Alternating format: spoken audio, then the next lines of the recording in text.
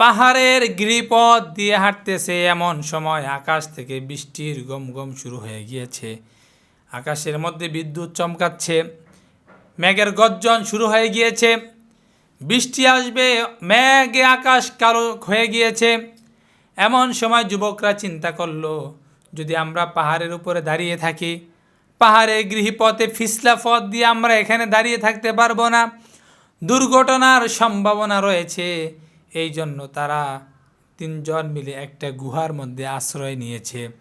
গুহার মধ্যে আশ্রয় নিচ্ছে, এমন সময় বৃষ্টির প্রচণ্ড প্রভাবের কারণে পাহাড়ের উপর থেকে একটি বড় পাথর এসে গুহার মুখটা বন্ধ হয়ে গিয়েছে। আকাশের নিচের অন্ধকার, মেঘের অন্ধকার, গুহার ভিতরের অন্ধকার, এই তিনটা অন্ধকারের মধ্যে তিনজন যুবক আটকে গিয়েছে। এই পাহাড়ের মধ্যে, গুহার মধ্যে তিনজন যুবক আটকে গিয়েছে। চিন্তা করলো, আমরা যদি এখান থেকে বের হতে না পারি তাহলে নিশ্চিত আমাদের মৃত্যু থেকে কোনো মানুষ রেহাই পাবে না। আল্লাহ তাআলা কোরআনুল কারীমের মধ্যে বলেছেন, ইযা জাআ আজালুহুম লা ইস্তাখিরুনা সাআতাও ওয়া লা ইস্তাকদিমুন। মানুষের মৃত্যু নিশ্চিত, 1 সেকেন্ড আগেও হবে না, 1 সেকেন্ড পরেও হবে না। নির্দিষ্ট জায়গায়, নির্দিষ্ট স্থানে ওই ব্যক্তির মৃত্যু হয়ে যাবে। কুল্লু নাফসিন যায়িকাতুল মাউত সুম্মা ইলাইনা তুরজাউন। মৃত্যু থেকে কেউ বাঁচতে পারবে না, পালাতেও পারবে না। যে মানুষের জীবন আছে, যতজন জীব দুনিয়ার মধ্যে বসবাস করে, ততজন মানুষের মৃত্যু আছে। মৃত্যু থেকে কেউ রেহাই পাবে না। এই জন্য আমাদেরকে মৃত্যুর জন্য সদা সর্বদা প্রস্তুতি গ্রহণ করতে হবে। বলতেছিলাম, তিনজন যুবক কোথায়? গুহার মধ্যে।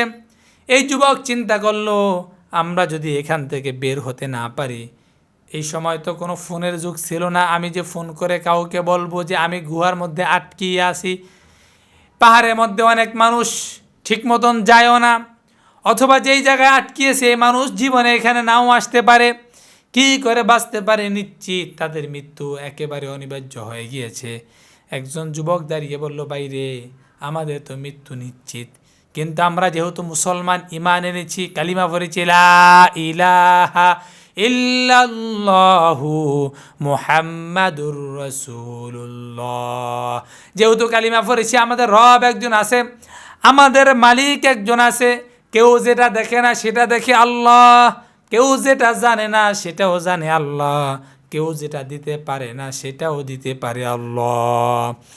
আল্লাহ তাআলার কাছে একজন যুবক আশ্রয় চাইলেন, আল্লাহর কাছে ফরিয়াদ করলেন, মালিকেরে, দুনিয়ার মধ্যে চলতে ফিরতে গিয়ে আমি আমার পিতা মাতাকে এমনইভাবে খেদমত করেছি, একদিন আমি রাতের মধ্যে বাড়ির মধ্যে যাইতে দেরি হয়ে গিয়েছে।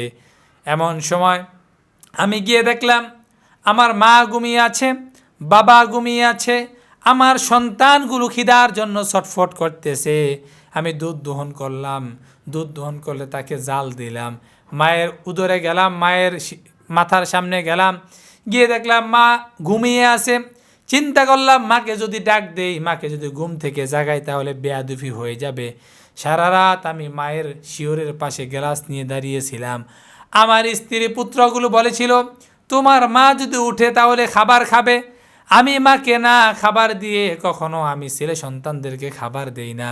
মালিকেরে, এই কাজটা যদি তোমার সন্তুষ্টির উদ্দেশ্য করে থাকে, তাহলে আজকে এই যে বিশাল একটি বিপদের মধ্যে আমরা পড়েছি, এই বিশাল বিপদ থেকে আমাদেরকে উদ্ধার করে দাও।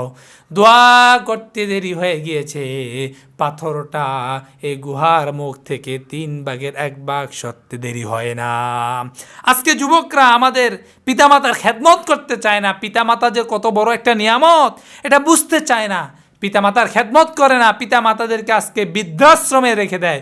কিছুদিন আগে একটা টিভির মধ্যে প্রতিবেদন দেখলাম, তার এক ছেলে আমেরিকা, এক ছেলে সচিবালয়ে, এক ছেলে এসপি, কিন্তু যেই ছেলে মেয়েকে মানুষ করার জন্য মাথার গাম পায়ে ফেলে পিতা মাতা, ওই পিতা তাকে কষ্ট করে লালন পালন করেছে, সেই পিতার দুঃখের দিনে এই বৃদ্ধ বয়সে তার সন্তানগুলো তার পাশে নাই, এটা আমাদের জন্য একেবারেই নিম্ন শ্রেণীর একটা কাজ। আমার যে যুবক ভাইরা রয়েছ, পিতামাতার খেদমত করো, আল্লাহ তোমাদের কিসমত খুলে দিবে, তাকদীর খুলে দিবে, ভাগ্য খুলে দিবে। আজকে আমরা তাকদীরের জন্য পীরের কাছে যাই, হুজুরের কাছে যাই, ফির সাহেবের কাছে ফানি ফর আনতে যাই।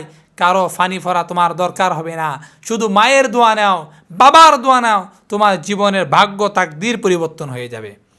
প্রিয় সুধী, দ্বিতীয়জন যুবক বলল, আমারও তো জীবনের একটা অনেক নেক আমল আছে, এর মধ্য থেকে একটা নেক আমল হচ্ছে আমার চাচা ছিল খুবই অসুস্থ। একদিন আমার চাচাতো বোন এসে আমাকে বলল, বাইরে আমার বাবা অসুস্থ, সংসার চালাতে পারি না, বাবার চিকিৎসা করাতে পারি না, যদি আমাকে কিছু টাকা দাও তাহলে আমি বাবার চিকিৎসা করাবো, সংসার চালাবো। আমি ওই আমার চাচাতো বোনকে অনেক দিন পর্যন্ত তাকে বাজে কাজ করার জন্য অফার দিয়েছি। চাচাতো বোনটা খুবই সুন্দরী ছিল, কিন্তু এই চাচাতো বোন যখন বিপদে পড়ে আমার কাছে এসেছিল, আমি তাকে টাকা দেওয়ার জন্য সত্য দিয়েছিলাম, তুমি যদি আমার কাছে হারাম কাজে জেনায় লিপ্ত হও তাহলে আমি তোমাকে টাকা দিব, হেল্প করব। বোনটি বিপদের কারণে রাজি হয়ে গিয়েছিল।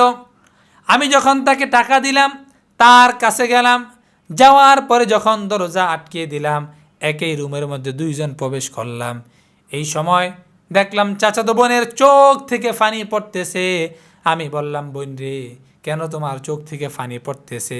আমরা তো দুইজন আর কেহই নাই।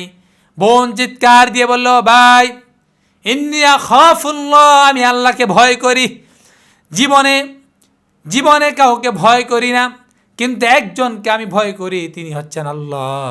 দুনিয়ার কোনো মানুষ দেখবে না, কিন্তু আল্লাহ তো আমাদেরকে দেখবে। এই ভয়ের কারণে আজকে আমি ভয়ের কারণে থর থর করে কাঁপতেছি।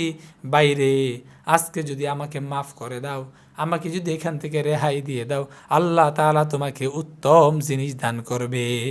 যখন ওই বোন বলেছে ইন্নী আখাফুল্লাহ, আমি আল্লাহকে ভয় করি, আমি সাথে সাথে বোনের ঘর থেকে বের হয়ে গিয়েছি, আল্লাহর কাছে ইস্তিগফার করেছি, মালিক রে, এই কথাটা, এই কাজটা যদি তোমার সন্তুষ্টির উদ্দেশ্যে করে থাকি, আজকে এই বিপদ থেকে আমাকে রক্ষা করে দাও।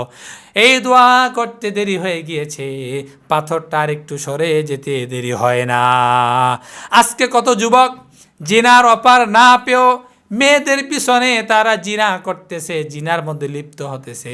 আজকে জিনার কারণে আমাদের দোয়া কবুল হয় না, আমাদের তাকদীর পরিবর্তন হয় না, আমাদের সংসার থেকে অভাব যায় না। আমরা যদি আমাদের মা বোনদেরকে আমরা সুন্দরভাবে পরিচালনা করতে না পারি, তাহলে আমরা হয়ে যাব দায়ুজের সদস্য। 3 নম্বরে আরেকজন যুবক বলল, আমারও তো জীবনে এমন একটা আমল আছে। কি আমল? আল্লাহর কাছে ফরিয়াদ করলো, মালিক রে, একটা লোক আমার কামলা খাটার জন্য একদিন আসছিল, ওই সময় সে টাকা নিয়ে আমার সাথে একটু বাড়াবাড়ি করেছে। আমি বলেছিলাম 8 আনা, সে বলেছে 1 টাকা। ওই সময়ের অনুযায়ী যত টাকা হয়, লোকটা 1-2 কথায় টাকা না নিয়ে চলে গিয়েছে। অনেক বছর পরে একদিন এসে বলল, মনিব রে, আপনার কাছে আমি একদিন কামলা খেটেছিলাম, আজকে আপনার সেই কামলার টাকাটা আমি ওই সময় নেই না, এখন এসেছি, আপনি আমাকে এই টাকাটা ফেরত দেন। কিন্তু আমি তার টাকাটাকে বসিয়ে রাখি না, আমি তার টাকা দিয়ে একটা ছাগল ক্রয় করেছি, ছাগলের ফাল হয়েছে, বেড়া ক্রয় করেছি, বেড়ার ফাল হয়েছে, ওট ক্রয় করেছি, ওটের ফাল হয়েছে, এরকম করে বিশাল একটি 1 মাঠ ভরা পশু তার টাকা দিয়ে আমি লালন পালন করেছি। আমার কাছে এসে বলল, যখন টাকা দাও, আমি বললাম, যাও যাও, এই মাঠ ভরা যতগুলো পশু রয়েছে, এই পশুগুলো তুমি নিয়ে যাও। ওই লোকটা মনে করেছিল আমি তার সাথে দুষ্টামি করি, কিন্তু আমি বললাম, না না, দুষ্টামি করি না, আমি তোমাকে প্রকৃত অর্থেই এগুলো দিতেছি, এগুলো সমস্ত তোমার টাকায়। মালিকের সেদিন যদি আমি চাইতাম তার সমস্ত এই সম্পদগুলো রেখে দিতে পারতাম, তোমার সন্তুষ্টির উদ্দেশ্যে আমি এগুলো দান করে দিয়েছি। সেই দিনের দানটা যদি তুমি কবুল করে থাকো, আজকে এই বিপদ থেকে আমাদেরকে মুক্ত করে দাও। দোয়া করতে দেরি হয়েছে, পাথরটি সরে যেতে দেরি হয় না। আজকে আমরা অন্যের হকটাকে প্রাধান্য দেই না। একজনের কাছ থেকে যদি টাকা নেই, ওই টাকাটা বছরের পর বছর পর্যন্ত ঘুরাইতে থাকি। আর যদি সে ব্যক্তি যদি তার কাছে টাকা চায় তখন হামলা মামলার হুমকি দিয়ে তাদেরকে বিরত রাখি। মনে রাখবেন এই দিন নয়, আরও দিন আছে, এই দিন টাইনা নেবে ওই দিনের কাছে। এই জন্য আপনারা যারাই রয়েছেন অন্যের হকটাকে গুরুত্ব দেন।